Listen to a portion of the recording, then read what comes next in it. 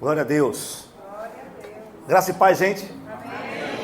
Alan, se puder cortar esse efeito que fica na frente, só por causa da gravação, sabe? Que fica dando delay aqui no meu microfone. Gente, vocês estão bem? Amém. Ele está cheio hoje, né?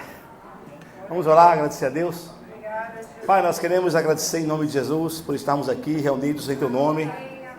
Obrigado pelo grande privilégio de estarmos juntos mais uma vez.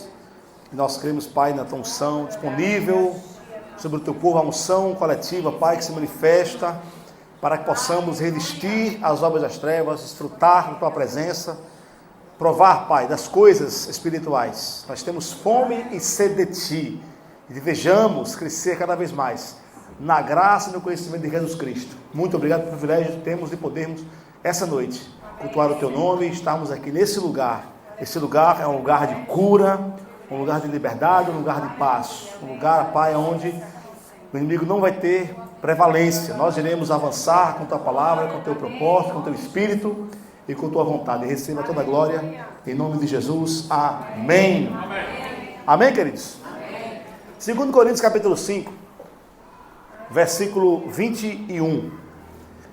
Eu falo bastante sobre esses versículos, esses textos, mas eu creio que Deus sempre tem algo novo para nos compartilhar. Amém? 2 Coríntios capítulo 5, versículo 21. Nós cremos, irmãos, na ressurreição de Cristo. Amém. Nós sempre falamos aqui na igreja, e você vai sempre ouvir os ministros ensinando aqui na igreja, que o que nós somos, temos e podemos é por causa de Cristo. Não deixe que ninguém defina aquilo que você é.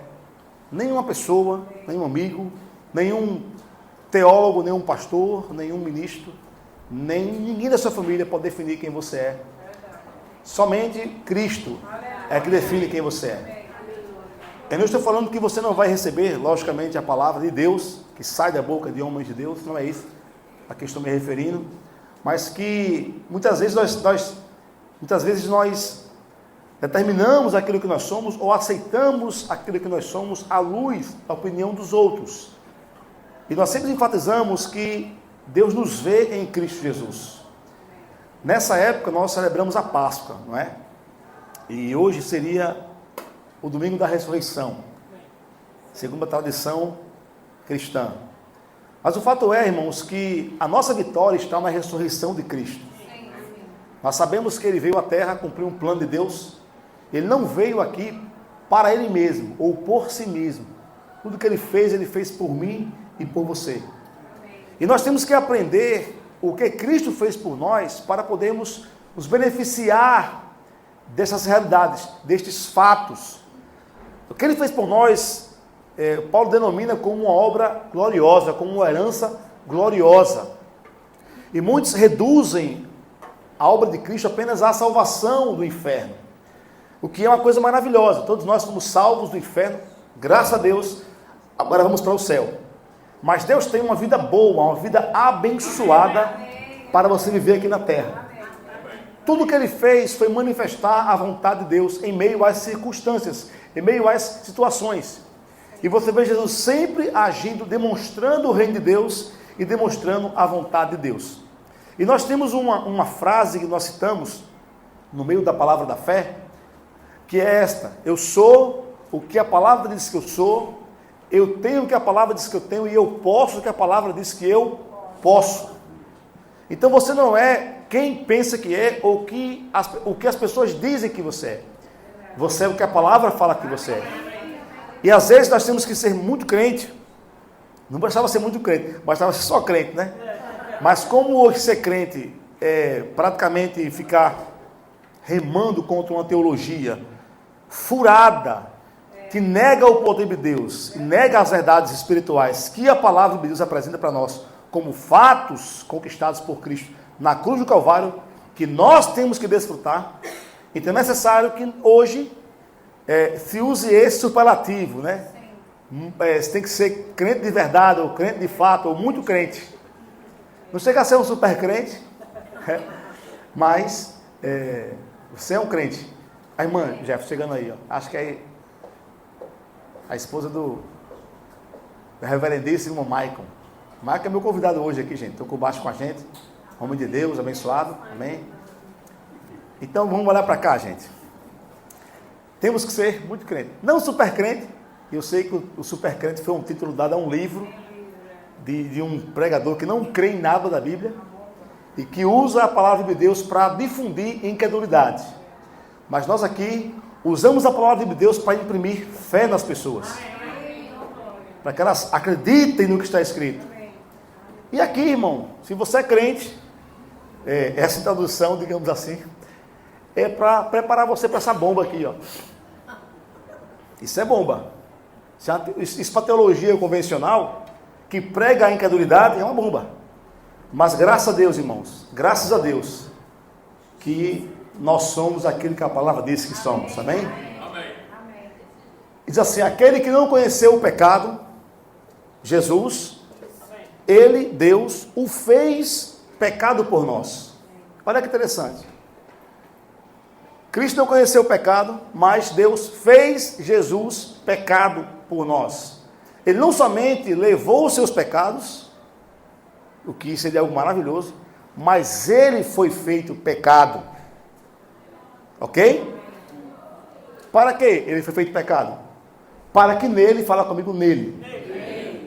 E aqui está toda a chave da nova aliança. Cristo é a revelação do Novo Testamento. Se você não conhecer Cristo na palavra, não entender Cristo, você vai confundir alhos com bugalhos, freio de caminhão com freio de caminhão. E é bem diferente. Se você não conseguir enxergar Cristo na nova aliança, você não vai entender o Novo Testamento.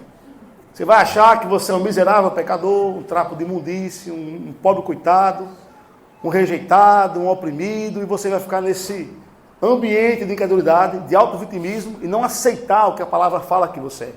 Quando você começa a aprender o que você é em Cristo, a fé vem. A fé vem pelo ouvir, e ouvir a palavra de Deus. Não é a opinião de homens, mas é o que a palavra diz. E nós temos que ter ouvidos para ouvir a palavra de Deus. Isso aqui é palavra de Deus, amado. Isso é palavra de Deus. Fundamentada, inclusive, em outros textos que falam a mesma coisa. Estamos apenas começando aqui com essa bomba para muitas pessoas que não acreditam que nós somos nele, em Cristo, justiça de Deus. Mas se você perguntar a muitos crentes por aí o que eles são, nós somos pecadores miseráveis. Já viu esse tipo de oração? Ó Senhor, nós estamos aqui porque não somos dignos de estar em tua presença. Aí o diabo disse, então venha para mim. Já viu essa oração? Nós somos miseráveis pecadores. Nós somos trapos de imundície. Irmão, você não é um miserável pecador, nem um trapo de imundície.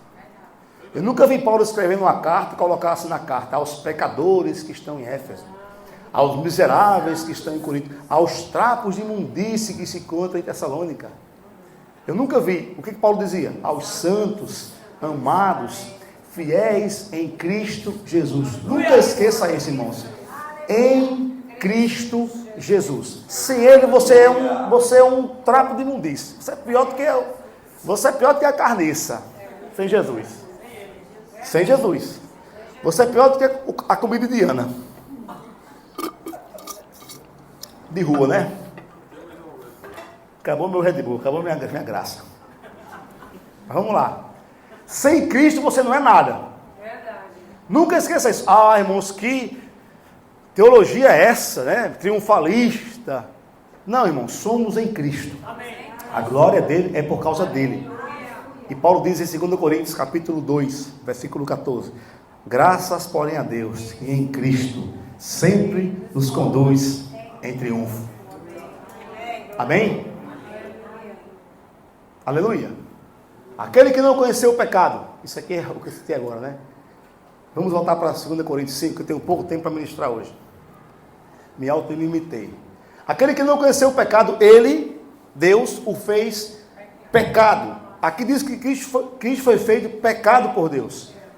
Em Gálatas 3, não abra lá. Se quiser abrir, não tem um problema. Gálatas 3:3 diz que Cristo se fez maldição por nós. Ele nos resgatou, o Cristo, né? Da maldição da lei, fazendo-se ele próprio o quê? Maldição em nosso lugar. Pode colocar Gálatas 3:13? Ele se fez maldição em nosso lugar. Na cruz ele foi feito maldito, irmão. Ele carregou sobre si todas as maldições. Nós cantamos aquele cântico do Cláudio Claro, né? Até o nome do homem iluminado. Cláudio Claro. Você escuta o Cláudio Claro que você vai ser muito abençoado. Cristo levou sobre si as nossas dores. Ele levou sobre si as nossas transgressões. Fato, meu irmão. Levou sobre si nossas dores e enfermidades. E nós reputávamos, é isso que diz Isaías, capítulo 53, nós reputávamos como aflito, ferido de Deus e oprimido. Aflito, ferido de Deus e oprimido. Amém, irmãos? Mas ele foi o quê? Esmagado por nossos pecados, moído por nossas iniquidades. O castigo que nos traz a paz, olha só, ele tomou o castigo para que eu tivesse paz. O castigo que me traz a paz estava sobre ele. Ele foi o sacrifício. Era para mim, mas ele assumiu o meu lugar. Ele recebeu o castigo para que eu tivesse paz. E pelas suas feridas fomos sarados. Irmão, cura é doutrina bíblica. Mas o evangelho que não prega a cura é um evangelho furado. Cristo não apenas ensinou sobre cura, como ele demonstrou a vontade de Deus para curar. E Cristo é aquele que cura. Ele demonstrou a vontade de Deus para que você provasse hoje cura divina para o seu corpo. Deus tem cura para os corpos enfermos, irmão. Você pode receber cura para o seu corpo. Mas Deus cura se quiser. Eu nunca vi essa oração na Bíblia. Você já viu? Ó Deus, cura se for tua vontade. Ó Deus, cura se quiseres. Se não for tua vontade, prepara e leva. Eu nunca vi ninguém orar assim na Bíblia. Cura, Senhor, se for tua vontade. Você já viu alguém orar assim na Bíblia? Nunca vi. Nunca vi e você não vai ver. Você deve curar em nome de Jesus. Por quê? Porque ele tomou sobre si. O que falta, irmãos? Conhecimento. O conhecimento liberta. A ignorância escraviza. Quando você começa a acreditar na palavra de Deus, na vontade de Deus, o que Cristo fez por você, levou suas maldições, fazendo-se ele próprio maldição. Irmãos, ele se fez maldição por nós. E voltando para 2 Coríntios 15, vamos lá, porque esse texto ele é um texto fundamental para que nós possamos assumir a nossa posição, conhecer o que somos, é maravilhoso. Quando conhecemos, tomamos posse, podemos andar à luz do que somos e não aceitar nenhuma imposição maligna, nem opressão diabólica que tenta nos roubar aquilo que Deus nos deu em Cristo Jesus. Nós somos abençoados, amados. Ele se fez maldito para que nós fôssemos abençoados. E hoje você é abençoado. Paulo fala em Efésios 3. Bendito Deus e Pai e nosso Senhor Jesus Cristo, o qual nos abençoou. Nos abençoou. Efésios 3. Com toda sorte de bênçãos espirituais. É muita bênção, irmão. Amém? 2 Coríntios 5, 21, vamos lá. Aquele que não conheceu o pecado, ele o fez pecado por nós. Ele foi feito pecado por nós. Para quê? Para que nele fôssemos feitos o quê? Então a pergunta é, o quão você é justiça de Deus? O quão Cristo foi feito pecado? Na mesma proporção. E o quão ele foi feito pecado, o quão você foi feito justiça. A palavra não fala que você é miserável pecador. A Bíblia diz que você é justiça de Deus em Cristo Jesus. E esse texto, inclusive, diz 3 realidades básicas aí, em poucos versículos ali adjacentes. O 17 diz que você é nova criatura em Cristo Jesus. 2 Coríntios 5, 17. Se alguém está em Cristo, é uma nova criatura. Amém? Ou seja, você possui o que? Uma nova natureza. Você pertence a uma nova espécie. O seu espírito foi recriado por Deus e possui a natureza e a vida de Deus. Você é filho de Deus. Você possui a natureza de Deus no seu espírito. E ele enviou ao seu coração o seu espírito. Amém? O versículo 20 fala que você é embaixador em nome de Cristo. Diga ao seu vizinho, boa noite, embaixador. Amém? Você representa o reino de Deus. Irmão, você representa o Rei de Deus. Essa linguagem de, ai Senhor, que luta, é muita luta, meu Deus, é muita dificuldade, ó Deus, tu não estás vendo, ó Deus, o quanto eu luto, ó Deus, não estás vendo, Senhor, o quanto me oprime, o quanto me fazem mal, Senhor, não aceito essa situação. E Deus fala, eu aceito? Eu aceito isso? Que diabo é isso aqui? Você está me confundindo com o diabo agora? Você me confunde com o diabo? Deus aceita o mal contra você, irmão? Paulo fala que ele é por nós. Se ele é por nós, quem será contra nós, irmão? Paulo e Silas, lá em Filipos, levaram uma pisa da pesada, açoitados, depois de um demônio de uma jovem possessa, libertaram a mulher e foram presos. Imagina você lá, e eu. Oh, não estás vendo, Deus, estava fazendo a tua obra, Senhor, e aqui comigo, estou sofrendo a prisão, meu Deus. Estava lá açoitado, os pés amarrados no tronco. Mas a palavra fala que à meia-noite, Paulo e Silas oravam e cantavam louvores a Deus. Não dá para aprofundar, irmão, nos textos, porque o tempo é curto. Eu estou me vigiando com o tempo hoje, né? Tem muita coisa boa para acontecer aqui. Mas o fato é que Deus não quer que você fique lá se lamuriando. Se lamuriar dessa forma, orar com esse nível de angústia, irmãos, é para gente novata. Quem amadurece, começa a aprender a palavra, tem que começar a andar com seus pés. Criança que fica, tudo chora. Imagine você com 30 anos de idade, querer algo do seu pai. Ô pai, eu sei o que, eu quero ir para a igreja. Não tem sentido, porque você já é.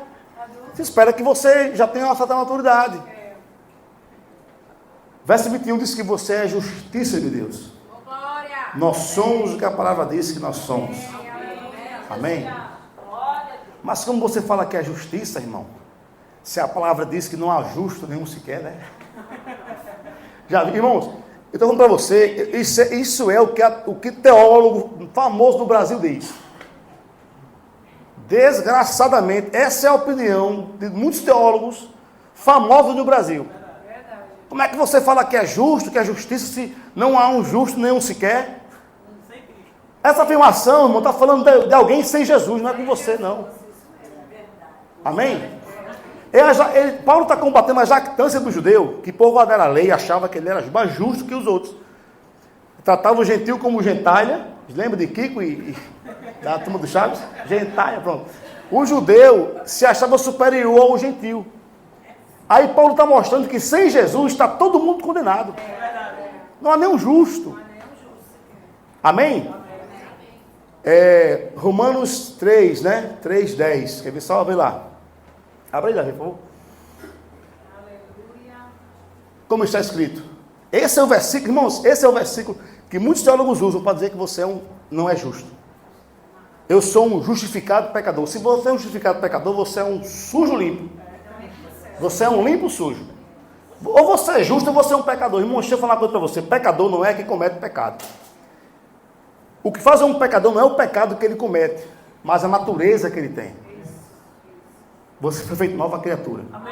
A natureza carnal que habita no seu corpo, essa tendência humana, carnal, ele existe.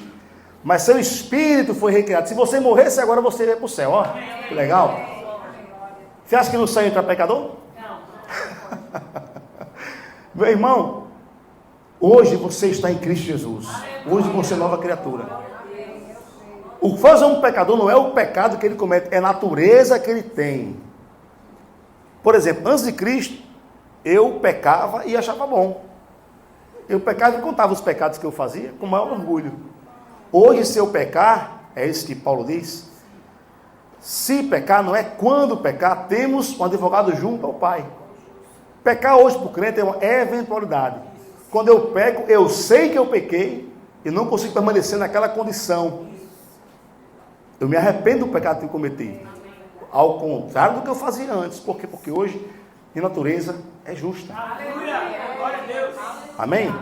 Quando Paulo fala que não, justo não se quer, ele está trazendo um contexto aqui de Romanos 3, que o judeu se achava muito vantajoso. Ele começa no versículo 1 falando o seguinte: qual é a vantagem de ser judeu? Qual a razão de ser da lei e qual a vantagem de ser judeu? Muitas. Sobre todos os aspectos. Porque ao judeu foi confiado os oráculos de Deus. Então, o judeu se gloriava nessa coisa. E Paulo fala, olha, a vantagem de ser judeu é muita. Sobre todos os aspectos. Isso aí, irmãos, é uma ironia. Ironia. Depois ele vai dar uma tapa na cara do judeu mais na frente, mostrando que não há vantagem em ser judeu. Aí ele fala aqui, ó, foi confiado os oráculos de Deus. E daí? Se alguns não creram, versículo seguinte, pode porventura a incredulidade deles anular a fidelidade de Deus? Paulo fala de maneira nenhuma. Seja Deus verdadeiro e todo homem mentiroso. Para quê? Para no juízo, ele fala no versículo seguinte, seres justificados com tuas palavras. Aí ele fala no versículo 5, vamos lá. Mas, se nossa justiça traz a lume a justiça de Deus, ou seja, o fato de eu andar na injustiça, mostrar o quanto o Senhor é justo, que diremos, porventura será Deus injusto por aplicar a sua ira? Falo como um homem natural. Versículo 6. Certo que não, do contrário, como julgará Deus o mundo? Versículo 7. E se por causa da minha mentira fica em relevo a verdade de Deus para a sua glória, por que sou eu ainda condenado como pecador? Versículo 8. E por que não dizemos como alguns carinhosamente afirmam que fazemos? Alguns falavam isso de Paulo, né? Ele fazia isso. Não vou explicar o texto inteiro, irmão, por causa do tempo. Mas vamos pegar os pontos principais. Pratiquemos males para que venham bens. Alguns falavam que Paulo fazia isso, né? Porque você fala que o homem é salvo pela graça e tal, então, quanto mais pecar, mais você vai ser agraciado com a graça de Deus, com o favor de Deus, né? Então, faça mal para que venha bem. Peque bastante para que a graça seja abundante sobre você. Aí Paulo diz, não é isso que a gente faz. Alguns falam que a gente faz isso, mas a gente não faz isso não, né? A condenação destes é justa. Versículo 9. Que se conclui? Temos nós qualquer vantagem? Ou seja, Paulo era judeu e pergunta, temos nós qualquer vantagem por ser judeu? Em relação ao gentio que não tem a lei? Nós temos a lei, conhecemos a lei. Mas o gentio não conhece a lei. Temos nós qualquer vantagem? De forma nenhuma. Não há vantagem entre judeu e gentio. Estão todos na mesma barca furada, debaixo de maldição, debaixo do pecado. Sem Jesus está todo mundo condenado. Esse Paulo vai dizer aqui, ó. Pois já temos demonstrado que todos, tanto judeus como gregos ou gentios, estão debaixo do pecado. Sem Jesus. Sem Jesus. Amém, irmão? Aqui é a realidade do homem sem Cristo. Como está escrito, não há um justo, não há nenhum sequer. Versículo 10. É um dentro de um contexto. E muitos falam assim, nós somos a igreja da palavra. Né? Os pentecostais são todos exagerados. Nós somos os conhecedores da palavra. Temos aqui a pregação expositiva. Vamos para a exposição da pregação. Vamos para o contexto. Quando você chama para o contexto, irmão, aí o chão começa a faltar. É muito fácil pegar um versículo isolado e falar que não há um justo sequer. Mas aqui está falando do homem sem Jesus. Paulo está confrontando a jactância do judeu que achava que era justo por causa da lei, mais do que o gentil. Então Paulo falou, não há nenhum justo. Não há quem entenda, não há quem faça o bem. Versículo 11, não há nenhum sequer. Versículo 11. Aleluia, Senhor. Sem Jesus. Não há quem busque a Deus. Versículo 12. Vou mostrar a você como é que é o cara sem Jesus. Vamos lá. Se você acha que todo mundo é pecador, então você vai ter que se enquadrar nessa afirmação de Paulo aqui.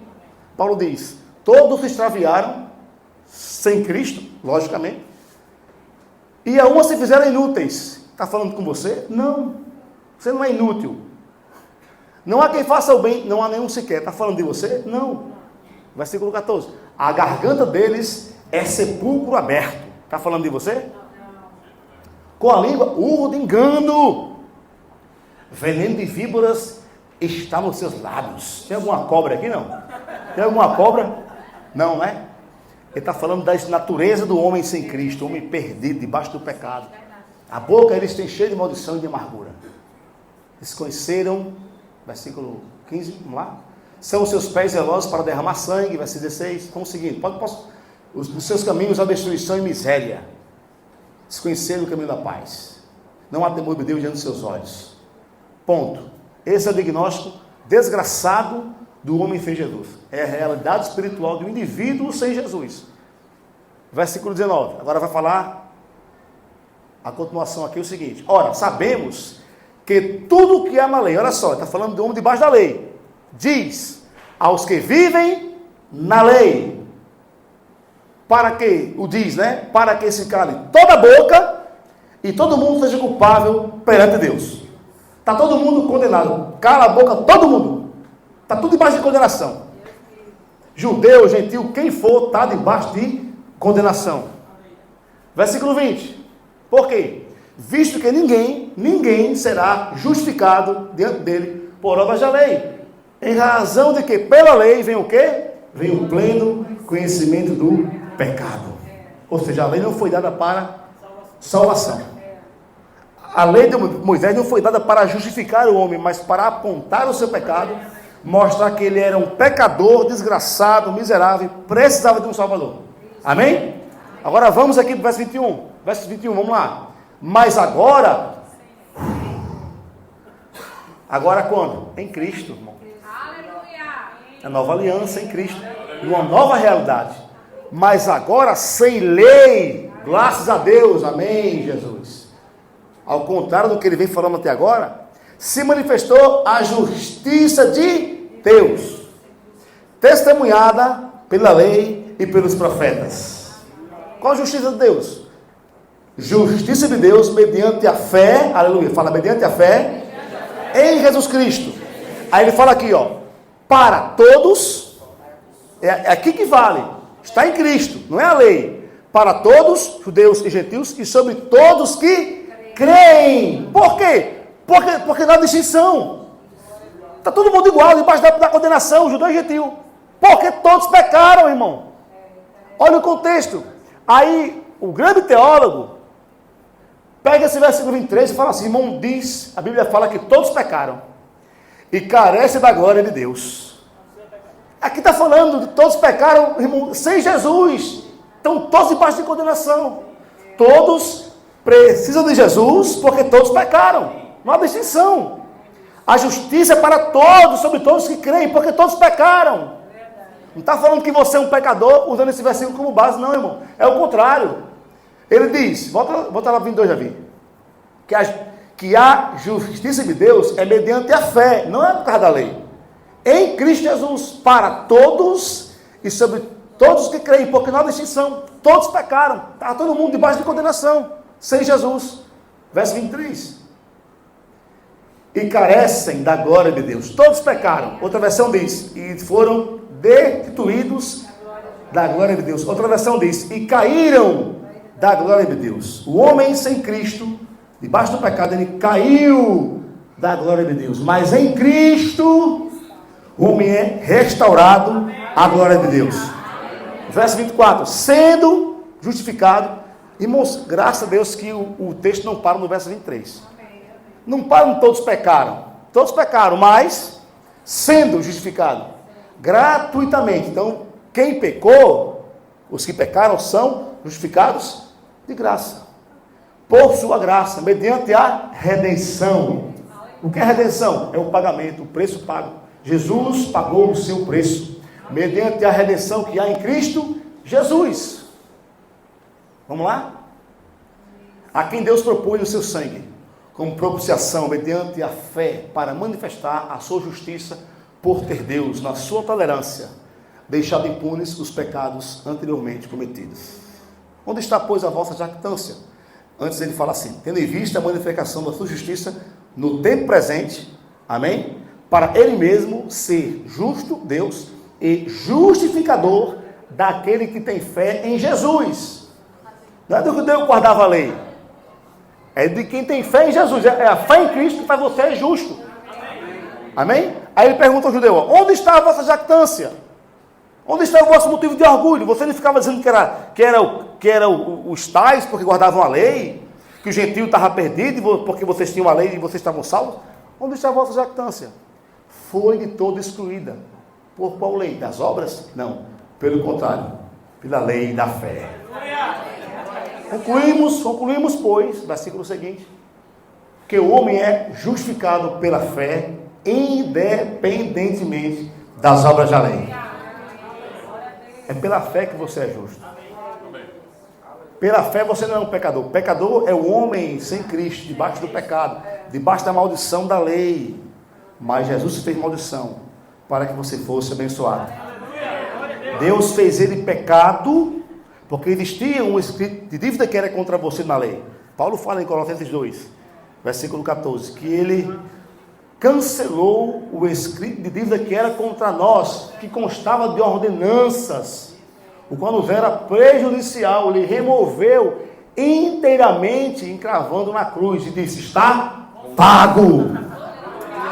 Diga ao seu vizinho: está pago. Amém? Está pago. Ele cancelou. Ele cancelou, irmão. Não há mais condenação para mim. Foi justificado. Você foi justificado, você é justo. Não há um justo nenhum sequer, é quando o homem estava sem Cristo, irmão. Judeu e gentil, estava todo mundo danado. Mas em Cristo estamos todos salvos do pecado. Romanos 5. Justificados, pois, mediante a fé, temos paz com Deus. Vamos lá, Romanos 5? Romanos 5:1, Davi. Justificados, pois, mediante a fé, temos paz com Deus. Diga ao seu vizinho: a paz do Senhor, irmão. Graças a Deus, né? Isso não é uma salvação apenas, um cumprimento. Isso é uma realidade espiritual que todo aquele que está em Cristo pode experimentar. Em Cristo você tem paz com Deus. Você que era inimigo, agora você é amigo. Você agora é filho. Você era inimigo, mas agora você tem paz com Deus. Por isso que o Senhor, quando ressuscitou, ele apareceu para os discípulos, estando as portas trancadas, ele entra lá e diz: paz seja convosco. Nós temos paz com Deus por meio ou mediante, né? Primeiro ele fala assim: justificados, pois, mediante a fé, temos paz com Deus por meio. Fala comigo: por meio. Irmão, começa a grifar as posições nas cartas. Por meio dele, nele, no qual, no amado, por intermédio de quem? Em Cristo. Você vai ver muitas verdades espirituais que falam sobre a igreja quando você lê as preposições. Quando você se deparar com isso aqui, ó, por meio de nosso Jesus Cristo, por meio, vai investigar. Porque aqui, quando tem essa preposição, por meio, nele, por ele, alguma coisa fala sobre a igreja. A igreja é o que Cristo a tornou. Irmão Paulo disse que a igreja é o corpo de Cristo. Você acha que o corpo de Cristo é o quê? Ai, mas estou aqui sofrendo, gemendo e chorando, mas quem sabe um dia lá no céu nós vamos ter vitória. Irmão, você é o corpo de Cristo. Sempre que você lê essas preposições, por meio, nele, no qual, no amado, vai investigar, porque está falando de você. Por exemplo, aqui diz que você é justificado. Aliás, mais precisamente, aqui diz que você tem paz com Deus. Por meio dele, você tem paz com Deus. Então você pode falar: Pai, muito obrigado, porque eu tenho paz contigo, através de Cristo. Eu não tinha, mas agora eu tenho. Ele derrubou a parede de separação que existia. Amém? Por intermédio do qual, vamos lá, versículo 2. Por intermédio de quem obtivemos igualmente acesso pela fé a essa graça. Por intermédio de Cristo eu obtive acesso pela fé à graça da justificação. Agora eu sou justo, eu estou justificado, né? E estamos firmes e gloriamo-nos na esperança da glória de Deus. Nos gloriamos também, versículo 3, não somente nisso, mas também nos gloriamos nas próprias tribulações. Em meio às tribulações você pode se gloriar em Cristo. Sabe quando você lê aquela passagem em Colossenses, Tessalonicenses, que em tudo devemos dar graças? Por quê? Porque em qualquer circunstância, Deus está com você. Você não vai dar graças pelo mal que lhe aconteceu, mas em meio àquela circunstância, você pode falar: Pai, Tu és fiel, eu te agradeço. Obrigado porque o Senhor está comigo. E eu confio em Ti, Senhor. Amém? E ele diz: gloriamos nas próprias tribulações. Pode colocar, Davi, antes. Sabendo que a tribulação produz o quê? A perseverança produz o quê? Versículo 4, paciência, né? Perseverança, paciência, né? Experiência, perdão. E a experiência produz esperança. Volta de novo, versículo 4. Sabe que a tribulação produz, versículo 3, perdão, perseverança. Quando você é firme na tribulação, você fica firme, você aprende a ser perseverante. Amém? Amém? A ficar, não desistir, firme na fé. A perseverança produz o quê? Experiência. Você fica alguém maduro, né? E a experiência produz esperança, ou seja, expectativa de que Deus não vai falhar com você. E essa expectativa, essa esperança de que Deus, olha, se Ele foi comigo no passado, Ele será agora e será sempre. Eu confio em Deus. E a esperança não confunde, não é? A esperança não confunde, você não vai ser confundido. Por quê? Porque Deus te ama. Porque o amor de Deus é derramado no seu coração. Ô glória! Pelo Espírito Santo que nos foi otorgado. Deus te ama, irmão. Você pode confiar no amor de Deus. Você pode confiar. Deus é fiel com você. Porque Cristo, versículo 6, vamos lá. Quando nós ainda éramos fracos. Fala comigo, éramos. O que isso quer dizer? Não somos mais.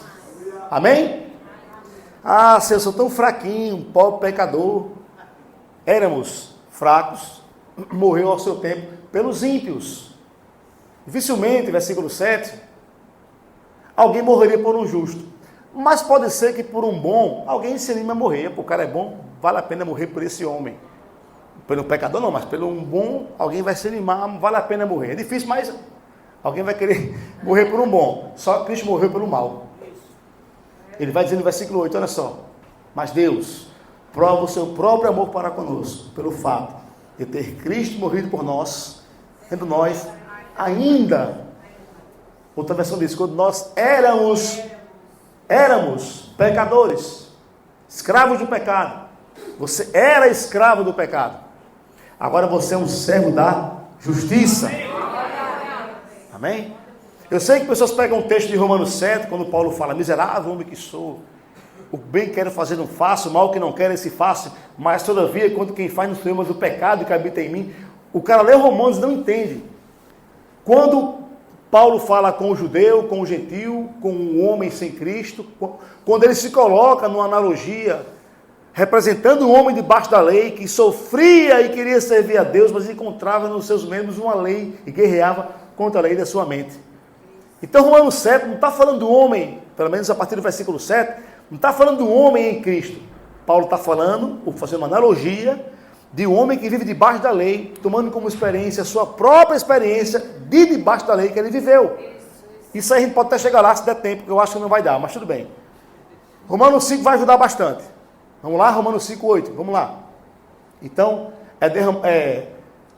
Deus provou o seu amor para conosco pelo fato de Cristo morrer por nós, nós ainda pecadores. Ele morreu quando nós éramos pecadores. Ainda éramos pecadores. Logo, agora, vamos falar do tempo de hoje. Logo, muito mais agora, fala comigo. Agora. Que é outra realidade. Amém? Graças a Deus. Mas agora, não antes de Cristo. Agora, sendo justificados. Então, você não é mais um pecador. Você é justificado. Quando você fala que é um pecador justificado, você é um sujo limpo. É isso que você quer dizer. Eu sou justificado pelo sangue de Jesus. Aí ele diz, seremos por ele salvos da ira vindoura. Versículo 10. Porque se nós, quando inimigos, olha só, você era fraco, amém? Você era pecador, você era inimigo. Ele diz, porque nós, quando inimigos, fomos reconciliados com Deus, mediante a morte do seu filho, aqui está a chave, e o preço pago por a sua redenção, muito mais, estando já reconciliados, seremos salvos pela sua vida. Aleluia, irmãos. E não apenas isto, mas também nos gloriamos em Deus por nosso Senhor Jesus Cristo. Por intermédio de quem? Ô glória. Por intermédio de quem? Olha só, outra preposição aqui, ó. Tem várias, né? Por intermédio de quem recebemos agora a reconciliação. Então você recebeu reconciliação com Deus por intermédio de Cristo. Versículo 12. Portanto, agora ele faz um paralelo entre Adão e Cristo. O homem em Adão e o homem em Cristo. Posso ler com você? Amém. Certeza? Você gosta da Bíblia, né? Amém. Vamos lá, então vamos ler aqui. Portanto, assim como por um só homem Adão entrou o pecado no mundo, e pelo pecado a morte, assim também a morte passou a todos os homens, porque todos pecaram. Então ele vai mostrar a realidade do homem em Adão, que é de morto espiritualmente, separado de Deus, debaixo do pecado, e o homem em Cristo. São duas realidades totalmente distintas. Vamos ler mais um pouco, versículo 13. Porque até o regime da lei, até a lei ser estabelecida, 430 anos depois de Abraão, ele diz, até o regime da lei havia pecado no mundo. Existia pecado, mas o pecado não é levado em conta quando não há lei. Sim. Versículo 14. Entretanto, reinou a morte, desde Adão até Moisés, que foi a lei em Moisés estabelecida. De Adão até Moisés, a morte reinou. Fala comigo. Reinou. Essa morte aqui, irmãos, é morte espiritual. É a separação espiritual de Deus. É o homem possuir a natureza pecaminosa. Essa morte não é morte física, embora a gente saiba que o homem morreu e até hoje morre fisicamente. Mas essa morte que ele se refere é morte espiritual. É a separação de Deus. O homem está existindo, como Adão existiu, mas separado da comunhão com Deus, porque morte na Bíblia é separação. Amém? Reinou a morte, desde Adão até Moisés, mesmo sobre aqueles que não pecaram, a semelhança da transgressão de Adão, o qual prefigurava Adão, aquele que havia de vir. Versículo 15. Todavia, não é assim o dom gratuito. Está falando sobre agora? Está falando sobre Cristo. O dom gratuito, que é a vida eterna, que é o dom da justiça, ele fala, todavia, não é assim o dom gratuito, como a ofensa, porque na ofensa um pecou e todos morreram, mas no dom gratuito não. Um pratica o ato de justiça, que é Cristo, e muitos são salvos. Né? Ele fala assim, ó, não é como o dom gratuito, né? Não é como a ofensa, perdão. Porque se pela ofensa de um, Adão, de um só morreram muitos, muito mais a graça de Deus, fala comigo, muito mais a graça de Deus. Amém. E ele diz, e o dom pela graça de um homem, Cristo, né? Jesus Cristo, foram abundantes sobre muitos. Versículo 16. O dom, entretanto, não é como no caso em que somente um pecou. Ele está mostrando que o dom de Deus, o dom gratuito, é muito superior ao pecado de Adão. É por isso que eu sou contra, irmão, esse pensamento, que Deus escolheu uns para o céu e outros para o inferno. Se você for escolhido, você vai ser salvo. Se você não for, você vai para o inferno. Se isso fosse verdade, que isso é uma doutrina... Irmãos, essa doutrina é a mais diabólica dentro da igreja, essa doutrina. Esse fatalismo grego, transfigurado com o nome de predestinação. Isso é um veneno, irmão. Isso é o diabo puro. Aí ele vem dizer, vocês pregam heresia. Você quer heresia maior do que essa? Tu quer ver a argueira no meu olho se tu não vê a trave que tem no teu? O cara pregar um diabo de um pensamento desse, irmão. Se isso fosse verdade, que Deus escolhe alguns para o céu e outros para o inferno, então o dom gratuito era inferior à ofensa de Adão. Porque o pecado de Adão matou todo mundo. Agora eu pergunto, se a graça não fosse capaz de salvar todos, eu não estou falando que todos serão salvos, não é isso. Eu estou falando que a graça é suficiente para salvar todos. Para aceitar a salvação, você tem que querer e tal, e a gente sabe o processo. Mas a graça, ela é capaz de salvar todos. E a graça é maior do que o pecado de Adão. Se Deus fosse escolhendo pessoas para salvar e outras para ir para o inferno, então a graça era inferior ao pecado de Adão, o que é um absurdo. Mas é apenas um argumento contra esse pensamento diabólico, transfigurado com o nome de predestinação, que não é predestinação bíblica. É um fatalismo grego, satânico, que muitos querem implementar na igreja, está acabando com a vida de muita gente. Vamos lá. Depois a gente fala sobre isso. Versículo 16, vamos lá ainda. Ele diz, o dom, entretanto, não é como no caso em que somente um pecou, porque o julgamento derivou de uma só ofensa de Adão para a condenação, mas a graça de Cristo transcorre de muitas ofensas para a justificação. Vamos agora ao 17. Se, presta atenção agora, viu? Se pela ofensa de um Adão e por meio de um só Adão reinou a morte, fala comigo, reinou a morte. O que isso quer dizer? A morte não reina mais. A morte reinou, não reina mais. Amém? Muito mais os que recebem. Quando você recebe aqui? a abundância da graça e o dom da justiça, ô glória, reinarão aonde? Reinarão aonde? Quando Deus voltar. Quando Deus quiser. Um dia, quem sabe. Lá na glória. Não. Reinarão em vida, irmão. Reinarão sobre o quê? Sobre as circunstâncias, sobre o medo, sobre o pânico, sobre as doenças, sobre a miséria. Reinarão em vida. A graça para você reinar em vida, irmão. Aleluia. Reinar em vida. Nós somos sacerdócio real, povo de propriedade exclusiva de Deus. Somos chamados para reinar. Quando você começa a conhecer a palavra, você não vai aceitar. Irmão, o crente é chamado para não aceitar o mal. Aqui você vai ser ensinado a não aceitar o mal. Você não vai ficar naquela desculpa. Não, pode ser que Deus esteja tratando com o vaso, purificando o vaso. Deus está tratando com o vaso. Deus colocou uma doença no vaso para purificar o vaso. É o Deus diabo, que não presta nem para ser homem. A única coisa que purifica o vaso é o sangue de Jesus. Irmão. Não é Deus pegar uma arma do diabo para ensinar seus filhos, não. Né? Qual de vós é o pai que, se o filho pedir um pão, vai dar uma cobra? Vai dar uma pedra, né? Vai dar. Vem você falar assim, seu filhinho falar assim: papai, eu estou com fome, muita fome, me dê um pão, papai. Toma aqui um pão, uma pedra, cheio de pedra aqui, ó, para queimar teus dentes, miserável. Coma aí. Deus faz isso? Tem crente que pensa que Deus faz. Qual de vós é um filho, qual de vós é o pai, perdão, que se o filho pedir um peixe, vai dar uma cobra? Imagina teu filho com fome: papai, estou com fome, tem um peixinho para comer, tem uma cobra aqui, ó, cascavel, pai. Morder você ficar aleijado, para você saber que eu sou Deus, aleluia. É esse Deus pavoroso que se prega por aí. Irmãos, conheça Deus através de Cristo. Você foi chamado para reinar em vida. Por meio. Preposiçãozinha, por meio. Por meio de Cristo eu posso reinar em vida. De um só, a saber, Jesus Cristo. 18.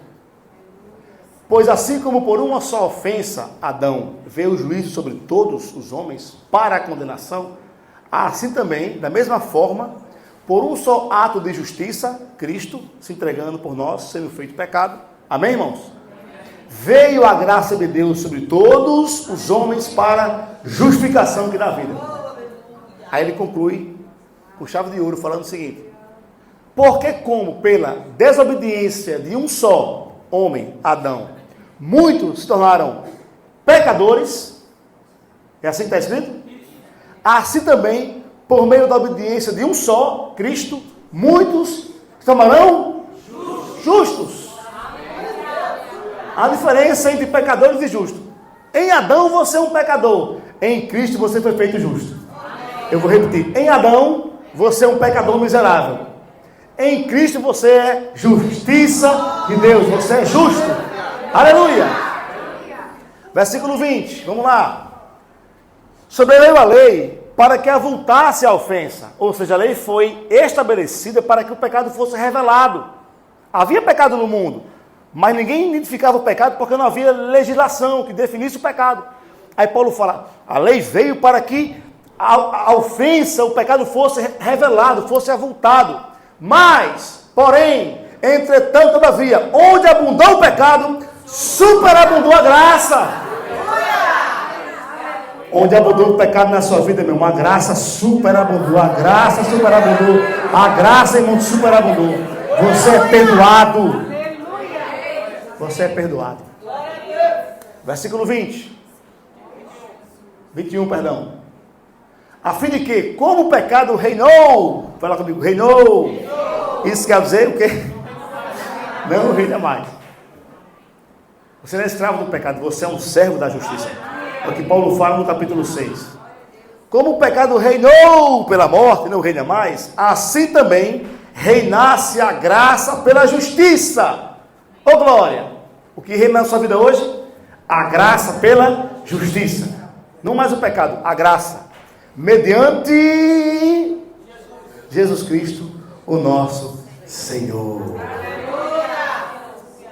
Irmãos, eu vou encerrar agora Eu queria ter mais tempo para falar algo relacionado a mais justificação, mas eu lembrei de um versículo que muita gente não entende, né?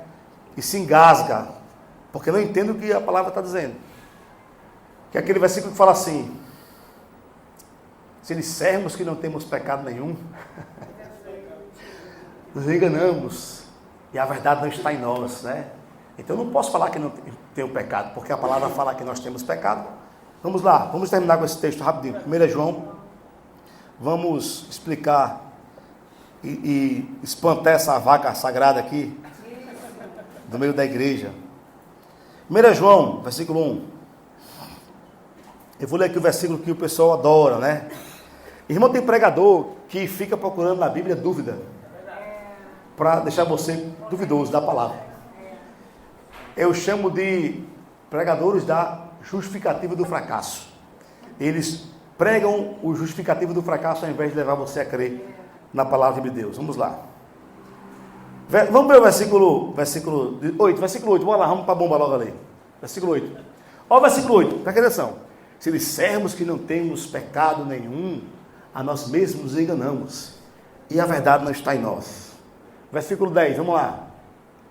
Se dissermos que não temos cometido pecado, fazemos-lo mentiroso, e a verdade, e a sua palavra não está em nós. Então aqui 2 versículos falam que nós não podemos dizer que não temos pecado. Então, baseado nessa afirmação isolada, muitos pregadores, irmão, estou falando teólogos famosos no Brasil.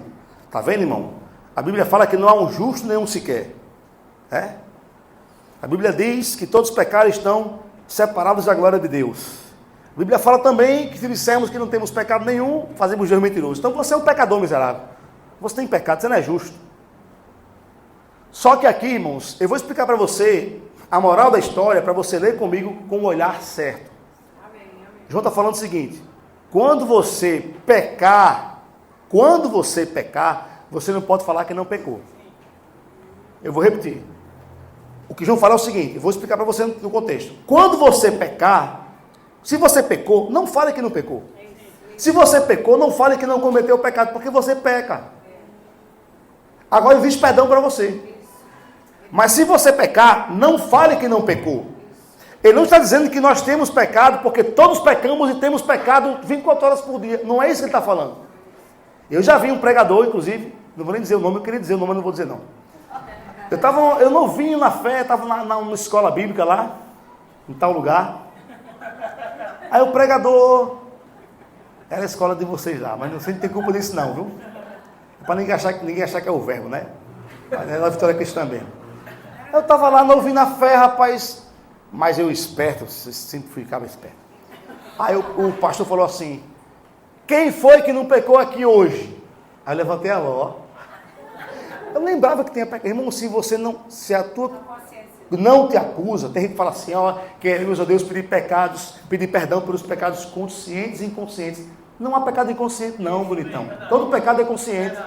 Quando você peca, você sabe que pecou. Pecado inconsciente, ó, se não lembro, eu não há culpa para mim se não estou lembrando. Né? Então o coração não te condena, tem paz com Deus, é o que a Bíblia diz. Mas beleza. Aí ele falou assim, quem já pecou aqui hoje? Aí ele, quem não pecou? Eu levantei a mão, né? Aí ele disse, pode baixar a mão, irmão, sozinho. Quem já pecou aqui hoje? Eu vou logo levantar a mão aqui, levantar logo a mão. Aí todo mundo levantou a mão, e foi de manada, né? Todo mundo vai e não foi de manada. Aí ele foi querendo me corrigir. Disse, irmão, como é que você fala que não pecou? Eu disse, não lembro não, pastor, que eu pequei. Mas a palavra fala que nós não podemos falar que não temos pecado, que temos cometido pecado. Irmãos, aqui está falando o seguinte, se você cometer pecado, não negue. Sim. Se você pecou, diga, eu pequei. E se arrepende e confesse o pecado. É isso que João está ensinando aqui. Eu vou mostrar para você. Versículo 6, vamos lá. A mensagem que da parte dele ouvimos. Vamos lá. 5, versículo 5. Ora, a mensagem que da parte dele ouvimos e vos anunciamos é esta. 2 pontos. Qual é a mensagem? Que Deus é luz. E nele não há treva nenhuma. Irmãos, em Deus não há nada nem parecido com o mal. Deus é luz. Deus é puro, Deus é santo. Ok, vamos lá. Versículo 6. Se dissermos, agora olha só.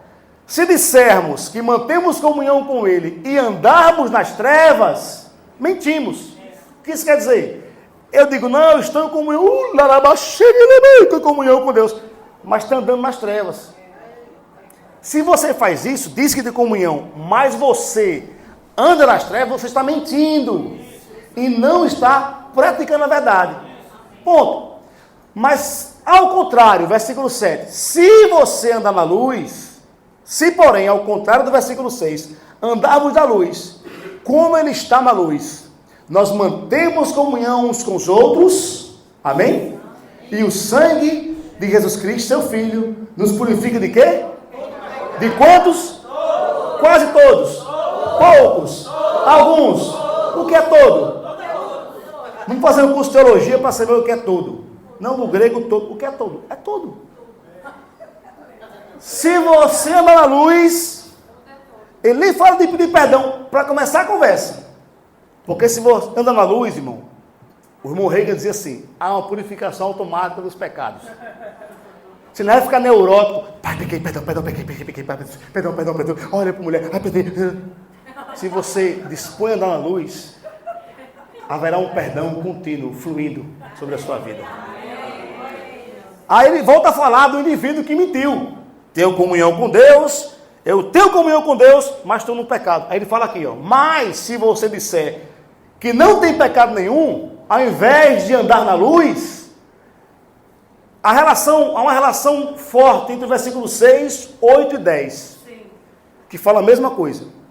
E os versículos 7, 9 e o versículo 11, que seria o versículo 1 do capítulo 2, porque não foi escrito com capítulo e versículo, mas tudo bem, fala o contrário. O versículo 8 fala assim, se dissermos que não temos pecado, quando? Quando pecar. É aquele cara que fala assim, eu estou em comunhão com Deus, mas na verdade o cara está andando nas trevas. Então essa pessoa não pode dizer que não tem pecado nenhum.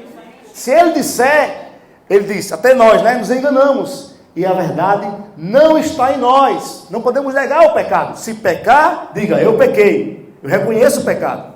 Amém? Mas, ao contrário de negar, se eu não negar que pequei, versículo 9 agora, Davi.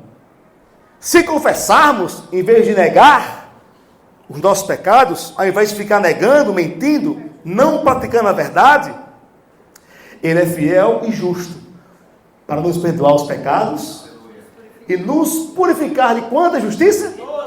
De quanta justiça? De poucas. O que é injustiça, irmão? Justiça é injustiça, é a palavra justiça com o prefixo in. É o contrário de justiça, gente. Amém. Se você é purificado de toda a injustiça, que vai sobrar na sua vida? Justiça. Perdão. Amém? Amém? Mas, se ao invés de confessar, ficar negando, resistindo à verdade, versículo 10, se dissermos que não temos cometido pecado, ao invés de reconhecer que pecou, fazemos um mentiroso. Porque se você anda nas trevas e diz que está em comunhão com Deus, das duas uma. Ou você está mentindo, ou Deus está mentindo. Mas se você disser que não tem pecado, quando você comete pecado, você quer fazer Deus de mentiroso. E a sua palavra não está em nós. O que eu tenho que fazer? Confessar. Ao invés de falar que não tenho pecado, eu tenho que confessar meu pecado. Amém? Vamos terminar, capítulo 2 agora, versículo 1. Filhinhos meus, glória. Quantos filhos tem aqui essa noite? Amém. Estas coisas vos escrevo para que não pequeis. Quais coisas? O capítulo 1, para que você não peque. Ok? Se, não é quando, é se. Se, porque é uma eventualidade, é um acidente. Não é um estilo de vida o pecado. Se, todavia, alguém pecar, temos o quê? Advogado junto ao Pai. Jesus Cristo, o justo, ele é a propiciação, versículo 2. Ele é o preço pago, ele é a propiciação pelos nossos pecados, e não somente pelos nossos, mas ainda pelos do mundo inteiro. Então, se você pecar, há perdão. Ao invés de você resistir à verdade, falar que não tem pecado, que não pecou, eu estou na comunhão com Deus, mas está nas trevas. Ao invés de você negar, você confessar, há perdão, há purificação. Amém? E se eu sou purificado de todo pecado, eu posso falar que não tenho pecado. Pelo menos naquele momento, né? Sim ou não?